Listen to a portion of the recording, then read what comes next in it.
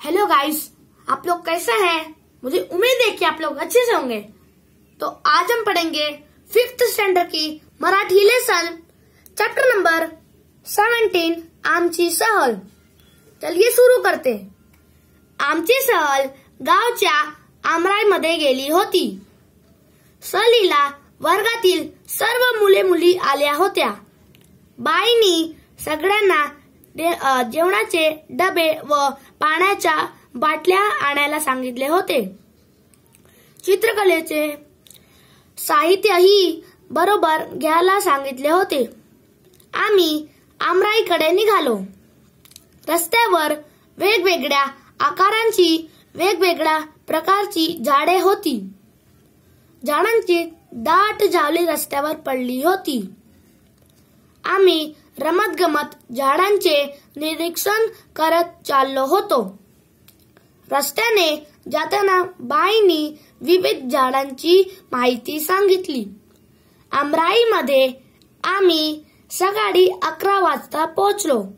तेथे आंब्याची खूप झाडे होती। ती ओढीने लावली होती। मी बाईंना विचारले, बाई, याला आमराई का म्हणायचे?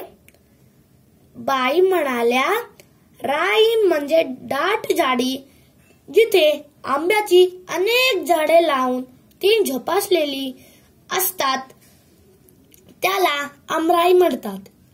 पोपट, कोकिड, चिमण्या, कावळे, साळुंक्या असे कितीतरी पक्षी झाडावर बसले होते।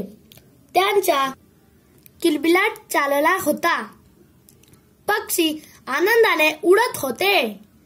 आम्हीही आनंदाने बागडत होतो। आम्ही लपाछपी, शिवडा पाणी, ऊन सावली असे खेळ खेळलो। वाऱ्याने पडलेल्या कैऱ्या गोळा केल्या। सगळ्या कैऱ्या चट्टामट्टा केला। आम्ही सहभोजन केले। त्यानंतर बाईंनी आम्हाला चित्र काढायला सांगितली।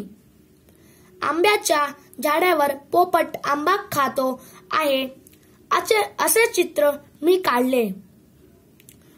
कोणी कैऱ्यांनी लगडलेले झाड काढले, तर कोणी खूप पक्षी बसलेले आंब्याचे झाड काढले। कोणी आमराईचे चित्र काढले, तर कोणी कैऱ्या गोळा करणारी खेळणारी मुले काढली। बाईंनी सर्वांची चित्र बघितली।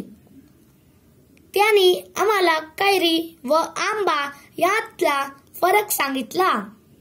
कैरीपासून आंब्यापासून बनवलेल्या झाडाच्या वेगवेगळ्या पदार्थांची नावे सांगितली। सायंकाळी आम्ही घरी परतलो। दिवसभर खेळून, बागडून आणि लांबपर्यंत चालून देखील आम्ही थकलो नव्हतो। उलट आम्हाला खूप उत्साही, आनंदायी व ताजेतवाने वाटत होते।